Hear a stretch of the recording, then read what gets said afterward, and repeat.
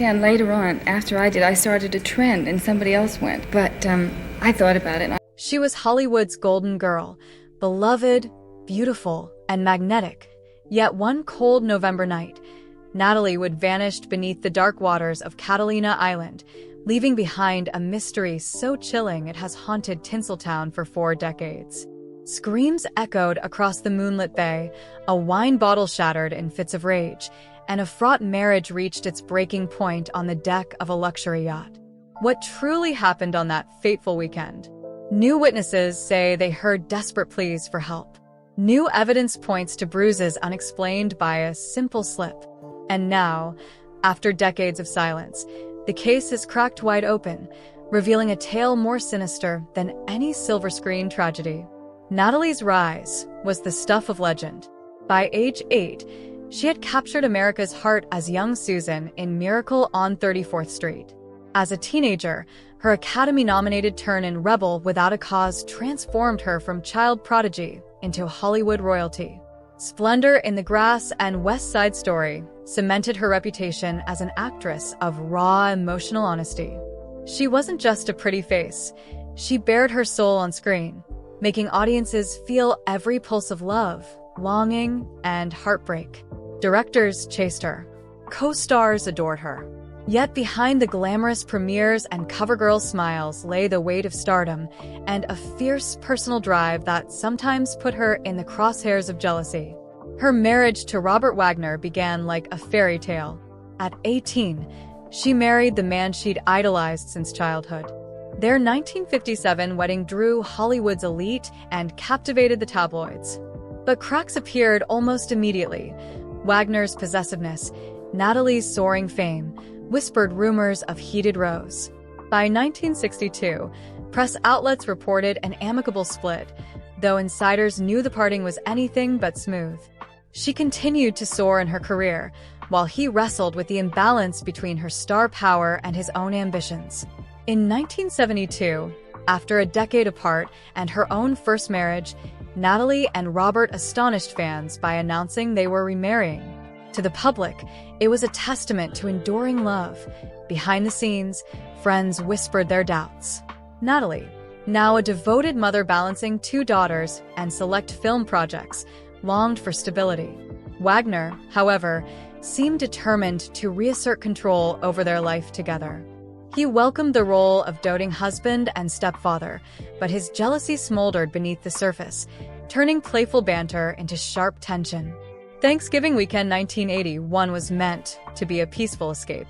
Natalie, Robert, co-star Christopher Walken, and Captain Dennis Davern boarded Wagner's yacht Splendor for a holiday off Catalina Island. The group dined ashore at Doug's Harbor Reef, drank heavily, and tried to soak in the festive spirit. Yet beneath the laughter, fault lines formed. Walken and Natalie bonded over discussions of their upcoming film brainstorm, sparking Wagner's ire. He brooded, feeling excluded, and the hull of the yacht bore witness to a moment of raw anger when he smashed a wine bottle in frustration.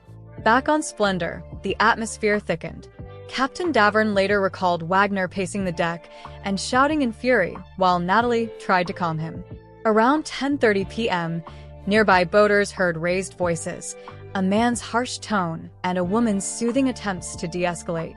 After midnight, independent witnesses distinctly heard a terrified female voice calling, "Help me. I'm drowning," again and again, until it faded into a haunting silence. Strangely, Wagner refused Davern's urgings to flood the deck lights or launch a search immediately. Hours slipped away before Wagner finally agreed to call the Coast Guard around 3:30 a.m. By then, the icy water had claimed its victim.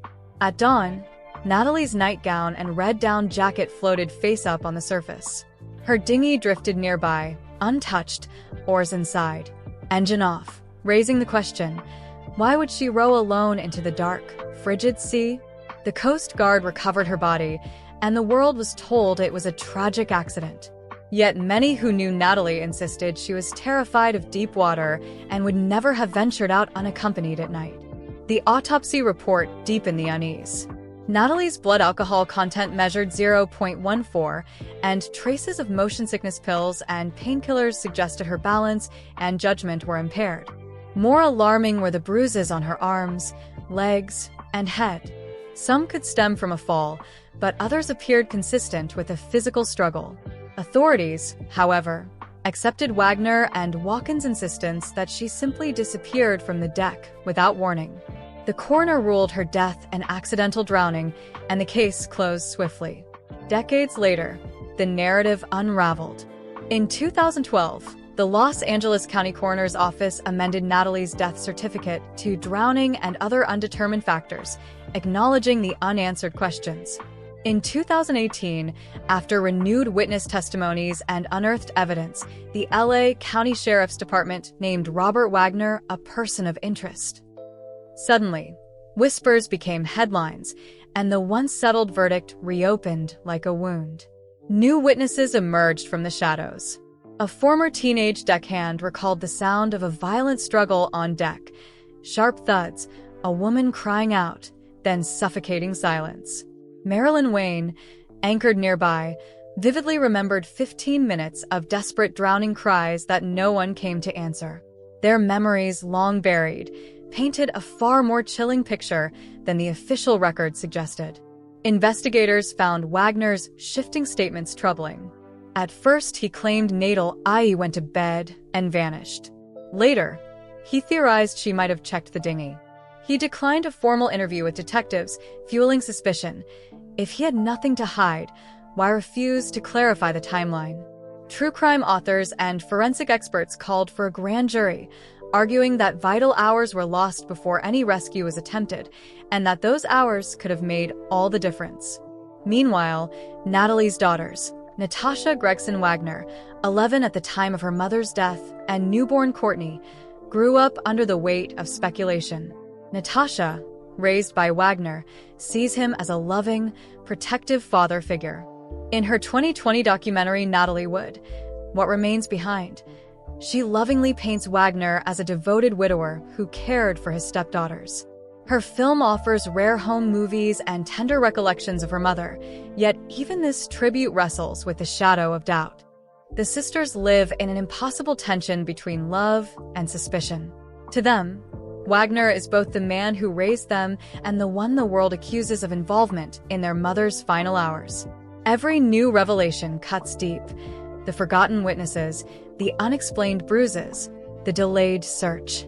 For ordinary families, such evidence would have triggered charges long ago. But in Hollywood, power and prestige can shield the influential, leaving the powerless to wait for justice that never seems to arrive. Now, more than 40 years later, the tragedy remains unresolved. Was Natalie's death a terrible accident compounded by alcohol and medication? Or did a heated argument on deck escalate into violence and a cover-up? Can the cries of a drowning woman, finally heard after so long, demand the answers justice has withheld? The pieces of this macabre puzzle, shattered wine glass, silent dinghy, bruised body, still refuse to fit neatly. In the end, Natalie Wood's story is not only one of lost life, but of a family caught in the crossfire between adoration and suspicion. Her daughters manage the dual inheritance of a glamorous legacy and a haunting question mark. The public, enthralled by every new testimony, wonders if Robert Wagner will ever face a courtroom or if fame will forever protect him. As the years pass, the urgency of those unanswered cries only grows stronger, urging each of us to ask, can the truth finally surface from these dark waters? What do you believe happened on that yacht? Did Natalie fall victim to fate, or was her life cut short by something far more sinister? The Natalie Wood mystery endures, its darkest secrets waiting to be fully revealed.